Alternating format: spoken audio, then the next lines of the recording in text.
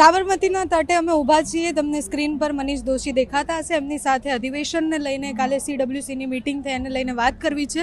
મનીષભાઈ, પહેલા તો કાલે શું નિર્ણયો લેવાયા, શું બદલાવ આવવાના છે આ મીટિંગ પછી? મહાત્મા ગાંધી અને સરદાર સાહેબની પાવન ભૂમિ પર ભારતીય રાષ્ટ્રીય કોંગ્રેસનું 2 દિવસનું અધિવેશન મળવાયું।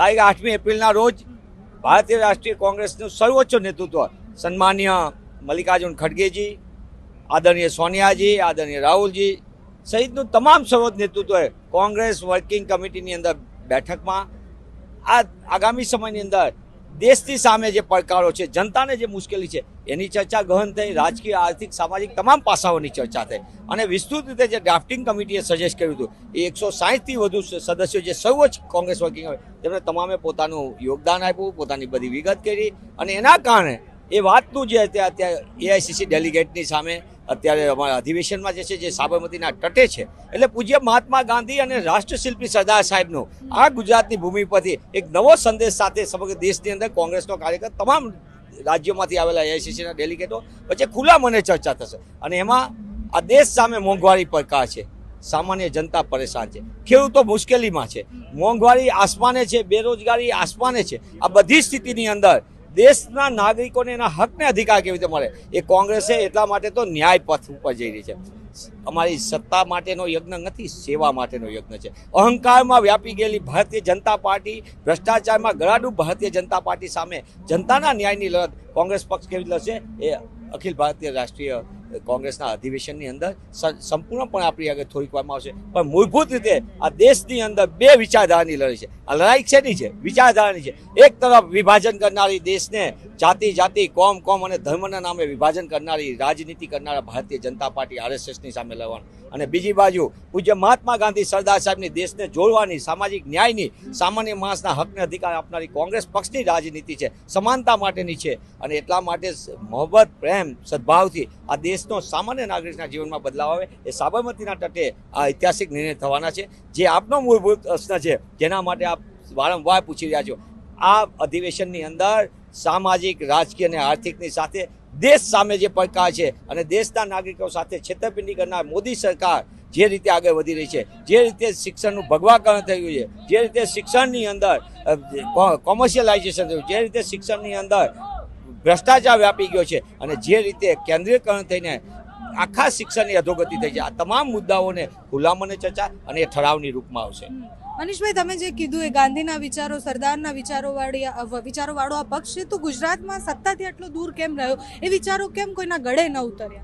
નિશ્ચિતપણે ક્યાંક ને ક્યાંક હું પ્રમાણિકપણે આપના માધ્યમથી કહું છું, ક્યાંક ને ક્યાંક અમારા વ્યક્તિ તરીકે અમે એમાં હું મારી જાતને સૌથી પહેલાં હું કોંગ્રેસના કાર્યકર અમે ક્યાંક ને ક્યાંક એ કામ કરવાની દિશામાં મૂલ્ય આધારિત રાજનીતિ, જ્યાં મૂલ્યોની સાથે રહેવાનું છે, સરદાર સાહેબને, પૂજ્ય મહાત્મા ગાંધીએ આ દેશને વિચાર આપી, પંડિત જવાહરલાલ નહેરુ આપ્યું, મૌલાના સાહેબે આવા મહાન વિચારકોના જે મૂલ્યો હતા એમાં અમે ક્યાંક કામ કરવામાં ઉણા ઉતર્યા છે। એ કામ કરવામાં ઉણા ઉતર્યા એના કારણે અમને અત્યારે આ તકલીફ પડી છે। ફરી એક વખત આ હાલેક સાથે ગાંધી સરદારના મૂલ્યો સાથે પંડિત જવાહરલાલ નહેરુની જે વિચાર હતા એ બધાને લઈને અમે ફરીથી ભારત નિર્માણ માટે કામ કરવાનો આજે સાબરમતીના તટે સંકલ્પ કરવાનો છે। આ સંકલ્પ અમારો સત્તા માટેનો નથી પણ જનતાના ન્યાય માટે। આ સંકલ્પ સાથે અમે જે કરશું એ ન્યાય પથ ઉપર સંઘર્ષ માટેનો છે અને અમારા જનનાયક લોકનેતા રાહુલજી આ બાબતની અંદર 4600 કિલોમીટર સમગ્ર દેશની અંદર ભારત જોડો યાત્રા કરી।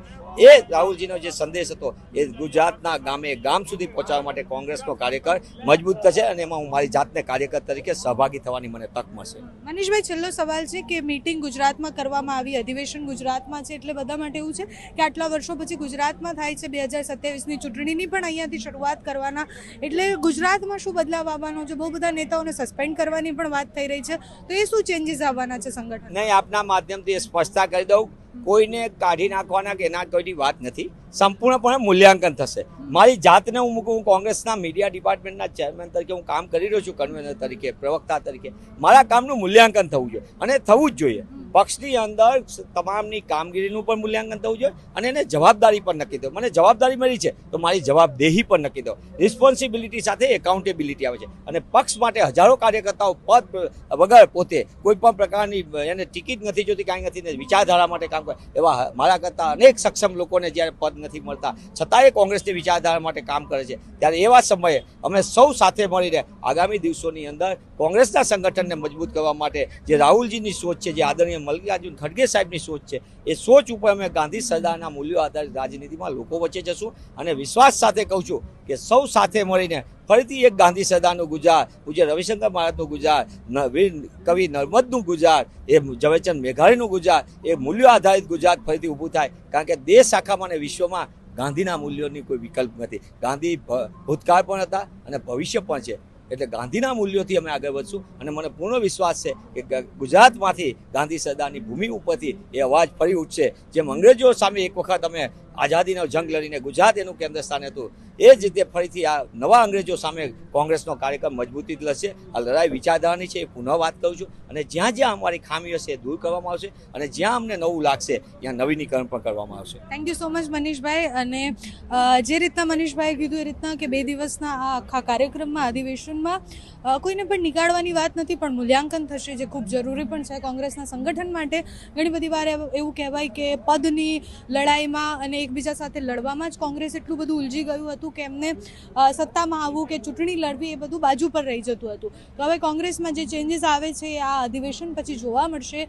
અને જે રીતના કીધું વિચારધારાની વાત છે, ઘણા બધા નેતાઓ હજી પણ એવા છે જે વિચારધારા સાથે સંકળાયેલા છે, ઘણા બધા નેતાઓ હજી પણ એવા છે જે માત્ર સત્તા અને પદના ભૂખ માટે આવ્યા છે. પણ હવે એ બધાની સામે પણ શું થાય છે, કોંગ્રેસ કેવી રીતના પોતાના વિચારો જે અંદર છે પણ મરી ગયેલા થોડાક છે એ ફરીથી કેવી રીતના જગાવે છે જોવાનું રહ્યું.